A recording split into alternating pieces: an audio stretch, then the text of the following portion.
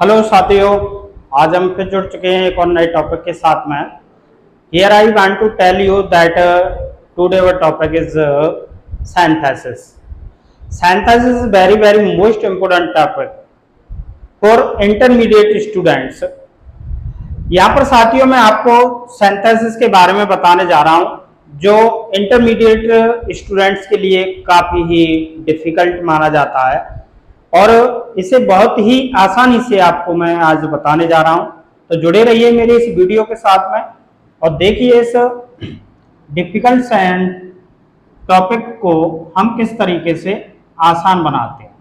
तो साथियों, सिंथेसिस को हिंदी में कहते हैं जोड़ना। यहां पर मैं आपको बता दूं कि सिंथेसिस हमारा दो या दो से अधिक सिंपल सेंटेंस को जोड़ने से बनता है। सिंथेसिस वाले टॉपिक में हम 3 सेंटेंस को जोड़ते हैं साथियों। 2 सेंटेंस आए या 2 से अधिक 3 भी हो सकते हैं, एट लास्ट 4 भी हो सकते हैं। तो 2 या 2 से अधिक सिंपल सेंटेंस को जोड़ करके पहले सिंपल बनाना सीखेंगे। सिंपल को हिंदी में साधारण कहते हैं साथियों, कॉम्प्लेक्स को हम मिश्रित कहते हैं और कंपाउंड को कहते हैं संयुक्त साथियों। तो आज का हमारा टॉपिक रहेगा, पहले हम सिंपल बनाना सीख रहे हैं साथियों, क्या 2 सिंपल सेंटेंस को जोड़ करके एक सिंपल कैसे बनाया जाए। तो सिंपल में हमारे 7 तरीके होते हैं, 7 प्रकार होते हैं जिनके द्वारा हम 2 सिंपल सेंटेंस को जोड़ करके एक बनाते हैं। सबसे पहला हमारा जो तरीका होता है वो होता है पार्टिसिपल के द्वारा। जिन स्टूडेंट्स के हिंदी में पार्टिसिपल टॉपिक कर रखा है, जिसे हिंदी में हम उत्प्रेरक कहते हैं। पार्टिसिपल हमारे 3 प्रकार के होते हैं साथियों। नंबर 1 होता है प्रेजेंट पार्टिसिपल।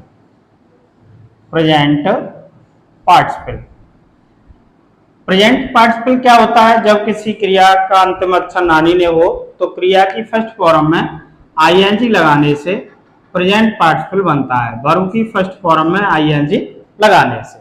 जैसे फॉर एग्जाम्पल के द्वारा समझेंगे कि I saw a snack, I run away. सबसे मस्ट इसमें इसके सामने इस तरीके से लिख करके आ जाएगा कि इसका सिंपल बनाइए बोर्ड के एग्जाम में भी। तो सबसे पहले साथियों मस्ट इसमें क्या होता है कि आपको कोशिश करनी चाहिए कि हिंदी में उसे ट्रांसलेट कर पा रहे हैं सेंटेंस को या नहीं। देखिए बहुत ही अच्छे तरीके से, आई सॉ ए स्नैक, मैंने एक सर्प देखा, आई रन अवे, मैं भाग गया। तो दोनों सेंटेंस को जोड़ करके यानी सर्प को देखकर सर्प को मैं भाग गया। पहले देखेंगे, देखने से हम डरेंगे, डरेंगे तो भागेंगे। तो जो सी फर्स्ट फॉर्म सो की है उसी की फर्स्ट फॉर्म में क्या लगाएंगे? आईएनजी।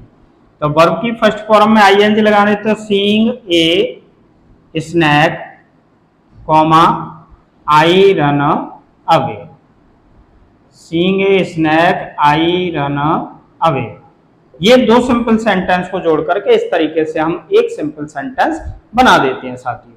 कभी कभी क्या होता है कि ऐसा देखा जाता है कि इधर से सीइंग ना जुड़ करके वाक्य का जो रूप है ना, पीछे वाले सेंटेंस में हमें ऑलरेडी ऐसा सेंटेंस मिल जाए। जैसे आई सॉ मोहन, मैंने मोहन को देखा, he was abusing his brother। Present participle का पहला तरीका इस तरीके से जुड़ता है। दूसरा तरीका यहां देखेंगे, मैंने मोहन को देखा, he was abusing his brother, वह अपने भाई को गाली दे रहा था। तो साथियों पहले हिंदी में उससे जोड़ने की कोशिश कीजिए कि मैंने मोहन को अपने भाई को गाली देते हुए देखा। तो ये यहां से नहीं बनेगा कि सीइंग मोहन ऐसे लगा दें, ये हमारे पास ऐसे आ जाएगा कि आई सॉ मोहन, यहां से ये ऑलरेडी बन रहा है गाली देते हुए, गाली देना। तो नानी ने आएगा तो वहां प्रेजेंट पार्टिसिपल की तरह आईएनजी लगाने से तो I saw Mohan abusing his brother. तीसरा तरीका होता है साथियों, जैसे दी टाइगर वाज हंग्री, चीता भूखा था, ही किल्ड ए गॉड, उसने एक बकरी को मार दिया। तो हमारी जो ये वॉज वर, इसमें वॉजिंग तो लग नहीं सकती, किलिंग नहीं लग सकती है, तो ऐसे सेंटेंस थोड़े से डिफिकल्ट टाइप के होते हैं, प्लस इम्पोर्टेंट भी है। साथियों ये सेंटेंस हमारा इंटरमीडिएट बोर्ड एग्जाम में कई बार पूछा गया है, कई बार आने के इसके चांसेस रहते हैं, तो ऐसे सेंटेंस को थोड़ा सा ध्यान से देखिएगा। जैसे the tiger was hungry he killed a god, जो वॉज वर होती है ना, was were is am are, साथियों ये बी क्रिया के अंतर्गत आती है। बी माने होता है होना। तो भूखा होने पर चीते ने बकरी को मार दिया, तो बी प्लस इसमें आईएनजी लगाएंगे, तो बीइंग हंग्री। अब यहां ही लिख देंगे तो साथियों कैसे मालूम पड़ेगा कि ये चीता था या शेर था, तो इसलिए हमें इस नाउन को इस प्रोनाउन की जगह ले जाना पड़ता है। तो being hungry the tiger killed a God.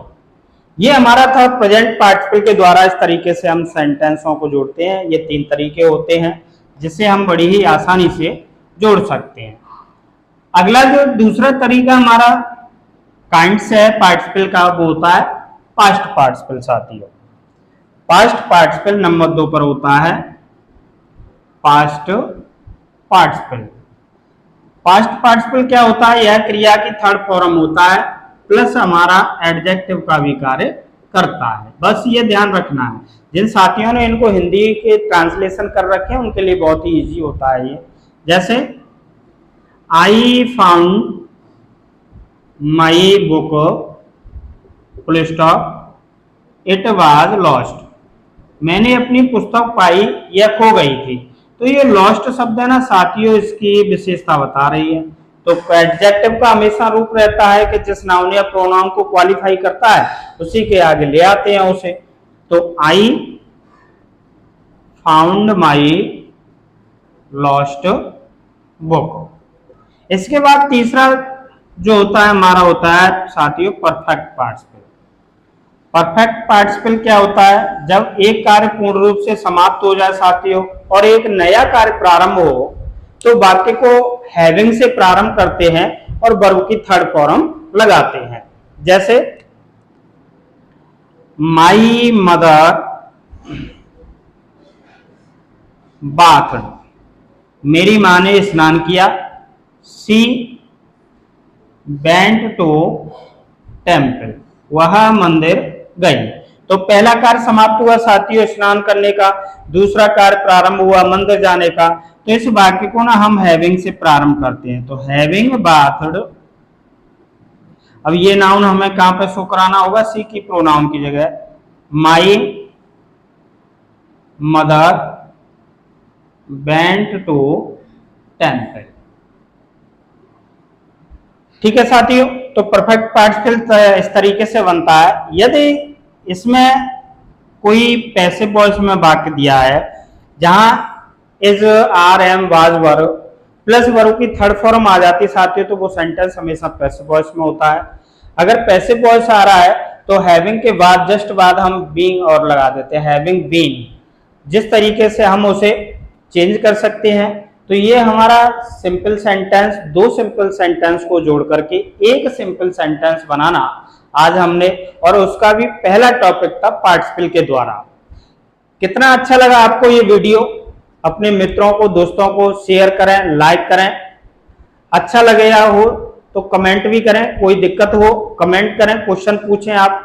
जहां तक कोशिश होगी मैं आपको समझाने की कोशिश करूंगा। मेरे चैनल को सब्सक्राइब करना भी ना भूलें, जिससे कि मेरे को एनर्जी मिलती रहे। जितने सब्सक्राइबर बढ़ते रहेंगे उतनी एनर्जी मेरे को मिलती रहेगी और मैं आपकी मदद करता रहूंगा। इसी तरीके से फिर मिलते हैं अगले टॉपिक के साथ में। जब तक के लिए जय हिंद, जय भारत।